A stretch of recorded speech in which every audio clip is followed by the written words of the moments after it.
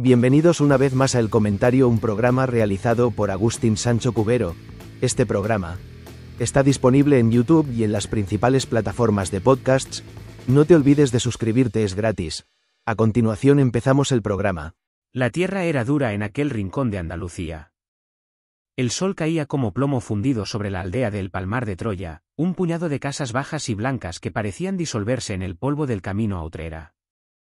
La vida allí era un ciclo lento de cosechas y misas, de bocas que alimentar y un cielo inmenso y vacío. El año era 1968. El mundo se convulsionaba en París, en Praga, en América, pero en el Palmar el tiempo era una rueda inmóvil, o eso parecía. El 30 de marzo, sábado santo, el aire se cargó de algo nuevo. 4 niñas, Remedios, Ana, Rafaela y Ana, jugaban cerca de la finca de la Alcaparrosa. No eran diferentes a las demás niñas de la aldea, llenas de esa energía infantil que la pobreza no logra sofocar. Jugaban, y entonces lo vieron. O dijeron verlo. Una figura luminosa, dijeron. Una señora bellísima sobre un lentisco, un arbusto humilde. La señora lloraba. Las niñas corrieron al pueblo, con el corazón en la boca y el miedo en los ojos. La noticia corrió como un reguero de pólvora, más rápida que el viento que levantaba el polvo. La Virgen. La Virgen se aparecía en la Alcaparrosa. En un pueblo donde la fe era el único lujo, la noticia fue un estallido. Los primeros días fueron de confusión. Los padres las castigaron. El cura del pueblo, don Luis, fue escéptico. Pero las niñas insistieron. Y volvieron. Y al volver ellas, fueron otros. La gente empezó a congregarse en la Alcaparrosa. Traían sillas, rosarios y la esperanza desesperada del que nada tiene. El lentisco se convirtió en un altar improvisado, cubierto de flores y velas. La atmósfera era eléctrica. Y entonces, otros empezaron a ver. Primero, mujeres del pueblo. Luego hombres. Videntes. La Virgen, decían, les daba mensajes. Pedía oración. Pedía penitencia. Hablaba del castigo que vendría, del comunismo, de la decadencia del mundo. La iglesia oficial, la de Sevilla, la de Roma, miraba con desconfianza. Envió comisiones, teólogos. Prohibieron al cura local asistir. Advirtieron a los fieles. Pero la fe popular no atiende a memorandos. Cuanta más distancia ponía la iglesia, más crecía el fervor en el lentisco. El Palmar de Troya se convirtió en un imán. Llegaban autobuses de toda España, luego de Francia, de Alemania, del mundo entero. Enfermos que buscaban la curación milagrosa. Almas perdidas que buscaban un sentido. Y curiosos, siempre curiosos. Entre la multitud que crecía día tras día, llegaron 2 hombres que cambiaríanlo todo. No eran campesinos. Venían de Sevilla. Uno era Manuel Alonso Corral, un abogado de verbo fácil y mirada penetrante. Un organizador. El otro era Clemente Domínguez y Gómez. Un oficinista de una compañía de seguros. Un hombre gris, aparentemente. Pero Clemente no solo vio. Clemente sintió. Un día, ante el lentisco, Clemente cayó en éxtasis. Un éxtasis violento, teatral. Su cuerpo se retorcía. Sudaba. Gritaba. Decía que la Virgen le hablaba directamente a él. Y sus visiones eran más oscuras, más políticas. La Virgen no solo lloraba por los pecadores. Lloraba por la propia Iglesia. Decía que Roma estaba infiltrada. Que el Papa, Pablo VI, era un prisionero en el Vaticano, un mártir secuestrado por cardenales masones y comunistas. Decía que el Concilio Vaticano II, esa gran apertura de la Iglesia al mundo moderno, había sido una traición. El mensaje era potente. Y Clemente no estaba solo. Manuel Alonso Corral, el abogado, estaba a su lado, interpretando, organizando, canalizando las donaciones que empezaban a llegar a raudales. El dinero fluía. De viudas ricas de Suiza, de industriales alemanes, de devotos que vendían sus propiedades para entregárselas a la causa de la Virgen. La tragedia golpeó a Clemente. O quizás fue el destino. En mayo de 1976, sufrió un terrible accidente de tráfico. Perdió la visión de ambos ojos. Quedó ciego. Para el mundo, era una desgracia. Para sus seguidores, fue una señal. Como San Pablo, la ceguera física le abría la vista espiritual. Ahora, ciego, Clemente veía más que nadie. Veía el cielo y el infierno. Y los veía en el palmar. El grupo se organizaba. Ya no eran solo videntes. Se llamaban a sí mismos la Orden de los Carmelitas de la Santa Faz. Se compraron los terrenos de la Alcaparrosa. El lentisco humilde fue rodeado por un muro. Empezaron a construir. Y lo que construían no era una ermita. Era una catedral. La Iglesia de Roma ya no miraba con desconfianza. Miraba con alarma. Las visiones de Clemente se volvieron más audaces. Ya no era solo la Virgen. Era Cristo. El propio Cristo, decía Clemente, le daba instrucciones. Y la instrucción más importante llegó. Roma estaba perdida. La sede de Pedro había apostatado. Había que salvar a la Iglesia. Y para salvarla, había que tener obispos. Aquí entró en escena un personaje clave. Un arzobispo vietnamita, Nodin Thuc. Un hombre atormentado por la guerra en su país, exiliado en Roma y descontento con el Vaticano. De alguna manera, Manuel y Clemente lo convencieron. Thuc viajó a El Palmar de Troya. Y en la noche del 31 de diciembre de 1975, en la cripta de la iglesia en construcción, el arzobispo Thuc, un prelado con sucesión apostólica válida, ordenó sacerdotes a Clemente, a Manuel y a otros. Al día siguiente, los ordenó obispos. El escándalo fue mayúsculo. El Vaticano reaccionó con furia. Pablo VI excomulgó a Thuc y a los recién ordenados. Pero para Clemente y sus seguidores, la excomunión de una iglesia apóstata era una medalla de honor. Era la confirmación. Ahora tenían el poder. Tenían obispos. Podían crear sus propios sacerdotes, su propia jerarquía. Eran la verdadera iglesia. El drama alcanzó su punto culminante en el verano de 1978. El 6 de agosto, el Papa Pablo VI murió en Roma. El mundo católico estaba de luto. En el Palmar de Troya, la noticia cayó como una bomba. Pero Clemente, el vidente ciego, reaccionó de inmediato. Si Pablo VI, el Papa mártir, el Papa prisionero, había muerto, la silla de Pedro estaba vacante. Y si Roma estaba en manos del enemigo, el nuevo Papa no podía ser elegido allí. Clemente Domínguez reunió a sus fieles. Entró en éxtasis. Y entonces, la visión definitiva. El propio Jesucristo, rodeado de apóstoles, se le apareció. Le dijo que el cónclave de Roma sería una farsa. Y lo coronó. Allí mismo. En el Palmar de Troya. Lo nombró a él, Clemente, el nuevo Papa. El sucesor de Pedro. Clemente Domínguez y Gómez, el oficinista de Sevilla, el vidente ciego, eligió su nombre. Sería Gregorio XVII. La Iglesia Católica Apostólica y Palmariana había nacido.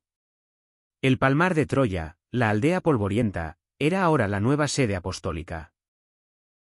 El Vaticano se había trasladado a la marisma andaluza. El pontificado de Gregorio XVII fue una explosión de actividad. El dinero entraba a espuertas.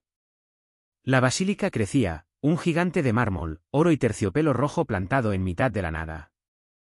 Una mole surrealista visible a kilómetros. Por dentro, era un delirio barroco. Capillas sobre capillas, altares dorados, y una devoción obsesiva por las imágenes. Gregorio XVII gobernaba como un monarca absoluto. Creó su propio colegio cardenalicio, sus propios santos.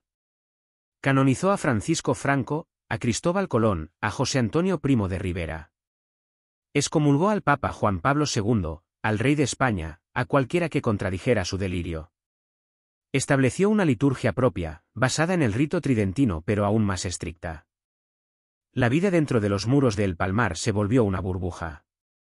Se creó una teocracia en miniatura. Los fieles que vivían allí, los sacerdotes, las monjas, estaban sometidos a un control férreo. Las reglas eran estrictas, rozando lo absurdo. Prohibido llevar pantalones para las mujeres. Prohibido el pelo corto. Prohibida la música moderna, la televisión, los periódicos. Prohibido hablar con los apóstatas de fuera, lo que a menudo significaba sus propias familias. El Palmar era un mundo cerrado. Un mundo de incienso, latín, procesiones y miedo. Miedo al pecado, miedo al mundo exterior, miedo al Papa ciego que todo lo oía, que todo lo sabía a través de sus confidentes o de sus visiones. Pero bajo la pompa y el oro, la realidad era menos santa. Empezaron a surgir rumores. Historias de enormes cantidades de dinero gastadas en lujos. Historias de un Papa que, pese a su ceguera, disfrutaba de banquetes fastuosos. Y rumores peores, de abusos, de conducta inapropiada, de una doble moral que separaba la estricta fachada de la vida privada de sus líderes. Gregorio XVII, Clemente, era el sol alrededor del cual giraba todo. Era carismático, voluble, aterrador y magnético. Su ceguera le daba un aura de misticismo. Sus sermones eran ríos de palabras, una mezcla de piedad y condena. Durante 27 años reinó sobre su mundo de mármol. Luego, en marzo de 2005, Gregorio XVII murió. El Papa ciego falleció en su Vaticano andaluz. Para sus seguidores, fue un golpe devastador. ¿Quién podría suceder a un hombre que hablaba directamente con Dios? Pero el sistema estaba preparado. Manuel Alonso Corral, el abogado, el poder en la sombra, el organizador, el número 2 desde el principio, había sido designado sucesor. Inmediatamente, fue elegido papa por el cónclave palmariano. Tomó el nombre de Pedro II. Si Clemente había sido el carisma y el delirio místico, Pedro II fue la burocracia y el control. Fue el que consolidó la doctrina, el que apretó las tuercas. Su pontificado fue más oscuro, más severo. Continuó la construcción de la basílica, una obra faraónica que parecía no tener fin, un pozo sin fondo que devoraba el dinero de los fieles. Pedro II, Manuel, era ya anciano. Su salud era frágil. Su pontificado duró 6 años. En julio de 2011, murió. Y de nuevo, el Palmar necesitó un sucesor. El elegido fue uno de sus obispos más cercanos, Jesús Ginés Hernández. Un hombre más joven, que había entrado en la orden hacía décadas. Tomó el nombre de Gregorio XVIII. Con Gregorio XVIII, parecía que la Iglesia palmariana entraba en una nueva fase de estabilidad. Continuaba el aislamiento. Continuaba el flujo de dinero, aunque menor. Continuaban las reglas estrictas. La basílica, por fin terminada, dominaba el paisaje como una fortaleza inexpugnable, un símbolo de fe inquebrantable o de locura monumental. Pero la historia del Palmar de Troya siempre ha sido un drama. Y el mayor giro estaba por llegar. En abril de 2016, la noticia estalló, pero esta vez no fue una visión. Fue una fuga. Gregorio XVIII, el Papa, el sumo pontífice de la Iglesia palmariana, había desaparecido. No había muerto. No había sido secuestrado por masones. Se había fugado. Jesús Ginés Hernández, el hombre detrás del Papa, había abandonado los muros de la basílica. Y no lo había hecho solo. Se había fugado con su novia, una mujer que, para más escándalo, había sido monja en la misma orden. El Papa huyó. Dejó atrás el trono, la tiara, el oro, el incienso y a sus miles de seguidores. Se instaló en un pueblo cercano. Dio entrevistas. Dijo que ya no creía. Dijo que todo había sido un montaje, una farsa en la que él mismo había participado pero que ya no podía soportar. Habló del dinero, del control, de la vida asfixiante. Dijo que se había enamorado y que quería vivir una vida normal. El golpe para la Iglesia palmariana fue brutal. Era como si el Papa de Roma anunciara que el catolicismo era un invento. La deserción de su líder supremo, el hombre que supuestamente era el vicario de Cristo, fue una catástrofe. Dentro de los muros, el caos fue breve. La maquinaria palmariana era experta en sobrevivir. Rápidamente, el colegio cardenalicio se reunió, declaró a Gregorio XVIII apóstata y eligió a un nuevo papa.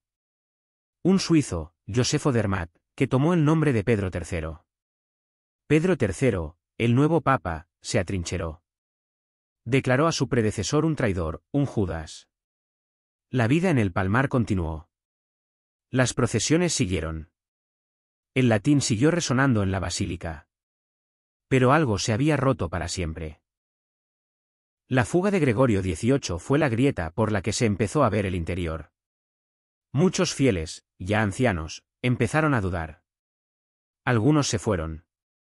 Los que habían nacido dentro, los jóvenes que no conocían otro mundo, empezaron a preguntarse qué había fuera de esos muros altísimos. Hoy, la Basílica del Palmar de Troya sigue en pie. Es una mancha blanca y dorada en el campo andaluz. Sus puertas están cerradas al mundo. Dentro, un puñado de fieles, cada vez menos, cada vez más envejecidos, siguen rezando a sus propios santos, obedeciendo a su propio papa, convencidos de que ellos son la última y verdadera iglesia en un mundo perdido. Las niñas que empezaron todo, las 4 niñas de la Alcaparrosa, hace mucho que renegaron de las visiones. Llevaron vidas normales, casadas, con hijos, alejadas del circo místico que habían desatado sin querer. El lentisco original, el arbusto humilde, fue sepultado hace décadas bajo toneladas de mármol. La historia del Palmar de Troya es una historia de fe y de necesidad. La necesidad de creer en algo más grande, en un rincón de España donde el cielo parecía demasiado lejano y la tierra demasiado dura. Es una historia de manipulación, de dinero y de poder. Un drama español, excesivo, barroco y trágico, nacido de la visión de 4 niñas en un campo seco, una tarde de Sábado Santo, cuando el mundo entero estaba cambiando y un pueblo se negó a que el tiempo pasara. La gran basílica sigue allí, un barco de piedra y oro varado en un mar de olivos, esperando vientos que ya no soplan. Hasta aquí esta edición del programa del comentario, un programa realizado por Agustín Sancho Cubero. Este programa está disponible en YouTube y en las principales plataformas de podcasts. Hasta la próxima edición del programa. Muchas gracias. Dirección y realización Agustín Sancho Cubero.